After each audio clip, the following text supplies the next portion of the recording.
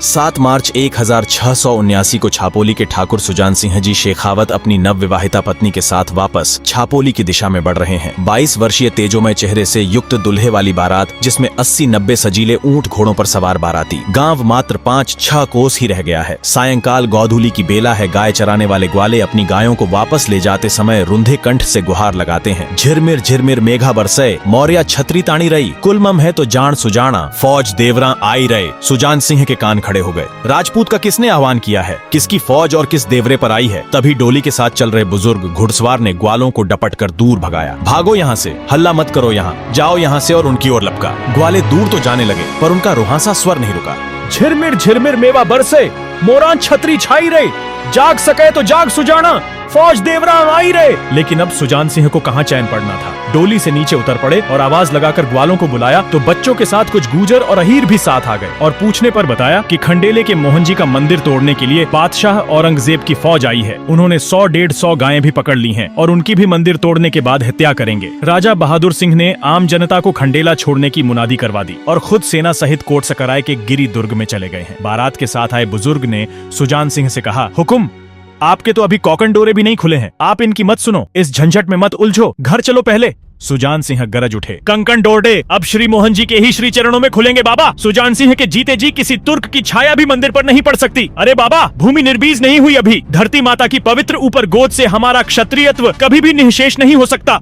यदि गौ, ब्राह्मण और मंदिरों की रक्षा के लिए यह शरीर काम आ जाए तो इससे बढ़कर परम सौभाग्य ही क्या होगा। जिन्हें साथ आना हो आए, नहीं तो अकेले ही जाऊंगा। और देखते ही देखते बारात में शामिल 50 नौजवान घुड़सवार हर हर महादेव का निनाद कर उनके साथ चलने को तत्पर हो गए। सुजान सिंह ने घोड़े पर सवार होते हुए डोली की ओर देखा। मेहंदी लगा हुआ सुकुमार हाथ पर्दे से बाहर निकलकर मानो संदेश दे रहा हो, विदा प्रियतम, फिर मिलेंगे, इस जन्म में नहीं तो अगले जन्म में। और ये 50 योद्धा चल पाए खंडेला की ओर, मुगल सेनापति दाराब खां का मुकाबला करने, जो ब्रज भूमि के बड़े मंदिरों को तोड़ने के बाद अब इस छोटे से कस्बे के मंदिर को तोड़ने चला आया था। उसे आशा ही नहीं थी कि यहाँ कोई प्रतिकार होगा। गुलाबी रंग का पायजामा, केसरिया बाना, केसरिया पगड़ी और तुर्रा कलंगी लगाए हुए इस दूल्हे को मंदिर की रक्षा के लिए जाते देखकर रास्ते में पड़ने वाले हर गांव के नौजवानों का भी खून जोश मारने लगा। जिस समय अर्धरात्रि को ये लोग मोहन देव जी के मंदिर पहुंचे, इनके साथ 300 लोग हो चुके थे। दूल्हे ने घोड़े से उतरकर भगवान की मोहिनी मूर्ति को साष्टांग प्रणाम किया और पुजारी जी मोती बाबा से पूछा, तुर्क कब आ रहे हैं? कल प्रातः आकर मंदिर तोड़ने की सूचना है। अब मंदिर नहीं टूटने पाएगा। नगर में सूचना कर दो कि छापोली का सुजान सिंह शेखावत आ गया है और उसके जीते जी मंदिर की ओर कोई आंख उठाकर भी नहीं देख सकता। डरने घबराने की कोई बात नहीं है। बात की बात में नगर में यह बात फैल गई और लोगों की वहाँ भीड़ लग गई। उन्हें लगा कि इनके रूप में स्वयं भगवान मोहन जी ही तुकों से लड़ने के लिए आए हैं। मंदिर के पुजारी मोती बाबा मोहन देव जी के मंदिर में नारायण कवच का जाप कर रहे थे तो भजन मंडलियां भी आ गई और भजन कीर्तन प्रारंभ हो गया। पूरी रात भर वहाँ जागरण होता रहा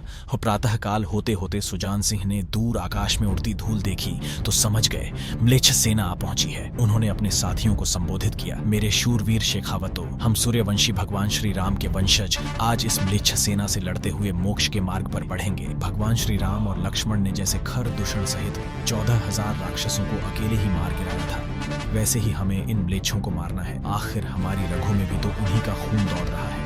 जिन क्षत्राणियों माताओं का दूध पिया है, उनके दूध की लाज रखनी है सरदारों। आकाश हर हर महादेव के नारों से गूंज उठा। सभी के हाथ तलवारों और भालों की मूठ पर कस गए। रणबांकुरों की भुजाएं युद्ध उन्माद में फड़कने लगी। मृत्यु के देवता यम भी असमंजस में थे। यमराज ने सोचा, मेरा यहाँ क्या काम, ये सब तो पहले से ही बैकुंठवासी हो गए हैं, सब नारायण के पार्षद है, धन्य है ये। तुर्कों की फौज ने आकर मोहन जी के मंदिर को घेर लिया। सुजान सिंह पहले से ही अपने साथियों सहित आकर मंदिर के मुख्य द्वार के आगे घोड़े पर चढ़कर खड़े हो गए थे। सिपह सालार ने एक नवयुवक को दूल्हा वेश में देखकर अधिकारपूर्ण ढंग से कहा, भाग जाओ यहाँ से, जानते नहीं मैं बादशाही फौज का सिपाह सालार हूँ। हंसकर तुर्की बतुर्की जवाब दिया सुजान सिंह ने, तुम भी नहीं जानते कि मैं सिपाह सालारों का भी सिपाह सालार हूँ, मैं श्री मोहन देव जी का सिपाह सालार हूँ। कुछ हैरत कुछ गुस्से से मुगल बोला, तुम्हें मालूम भी है कि तुम किसके सामने खड़े हो? शहंशाह आलमगीर ने मुझे बुत परस्तों को सजा देने और इस मंदिर के बुत को तोड़ने के लिए भेजा है। शहंशाह आलमगीर की हुक्म मुर्दूली का नतीजा क्या होगा यह तुम्हें अभी मालूम नहीं है। तुम्हारी छोटी उम्र देखकर मुझे रहम आता है, लिहाजा मैं तुम्हें एक बार फिर हुक्म देता हूँ कि यहाँ से दूर हट जाओ।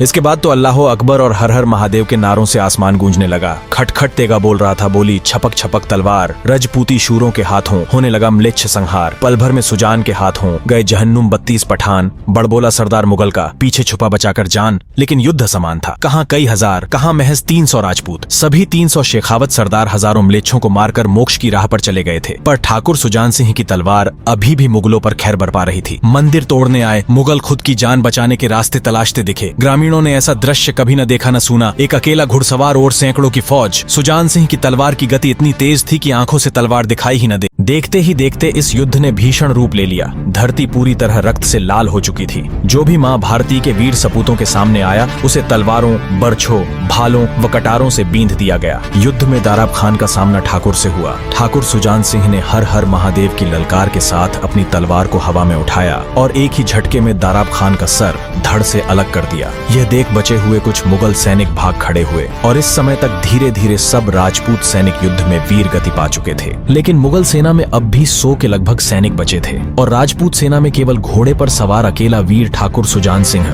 जिनकी तलवार अब भी मलेच्छों के रक्त की प्यासी थी। ठाकुर एक के बाद एक सभी मुगलों को काटते जा रहे थे कि अचानक किसी ने पीछे से प्रहार किया और उनका शीश कट गया। वक्त जैसे थमसा गया और मुगल सैनिक डर के मारे वहां से भागने लगे, क्योंकि शीश कटने के बाद भी ठाकुर सुजान सिंह का धड़ अब भी लड़ रहा था। जो भी उनके सामने आ रहा था वो मारा जा रहा था। सुजान सिंह साक्षात मृत्यु का रूप धारण करके युद्ध कर रहे थे। ऐसा लग रहा था मानो खुद महाकाल ही युद्ध कर रहे हैं। इस बीच कुछ लोगों की नजर सुजान सिंह पे पड़ी। सुजान सिंह के शरीर में सिर तो है ही नहीं। लोगों को घोर आश्चर्य हुआ, लेकिन उनके अपने लोगों को ये समझते देर नहीं लगी कि सुजान सिंह तो कब के मोक्ष को प्राप्त कर चुके हैं। ये जो युद्ध कर रहे हैं वे सुजान सिंह के इष्ट देव हैं। सबने ने मन ही मन अपना शीश झुककर इष्ट देव को प्रणाम किया। अब दराब खान मारा जा चुका था। मुगल सेना भाग रही थी। सुजान सिंह घोड़े पे सवार बिना सिर के ही मुगलों का संहार कर रहे थे और ठाकुर सुजान सिंह ने बचे हुए मुगलों से अपनी तलवार की रक्त प्यास बुझाई। उस युद्ध भूमि में मृत्यु का ऐसा तांडव हुआ जिसका अंदाजा इसी बात से लगाया जा सकता है कि मुगलों की 7000 सेना सुजान सिंह की छोटी सी सेना के हाथों मारी जा चुकी थी। जब मुगलों की बची खुची सेना पूर्ण रूप से भाग गई, तब सुजान सिंह जो सिर्फ शरीर मात्र था, मंदिर का रुख किया। उधर छापोली की ओर जाती दुल्हन ने अपनी डोली रुकवा दी थी और कहा, बिना दुल्हे के दुल्हन ससुराल कैसे जाएगी? हम खंडेला जाएंगे। सतीत्व से दमकते एक क्षत्राणी के चेहरे का तेज देखकर किसी ने ना कहने की हिम्मत ही नहीं की और डोली खंडेला की ओर मोड़ दी गई। खंडेला जब एक कोस रह गया, तब वृक्षों की झुरमुट में से एक घोड़ी आती हुई दिखाई दी। घोड़ी के दोनों ओर तथा पीछे दौड़ते हुए ग्रामीणों का हुजूम।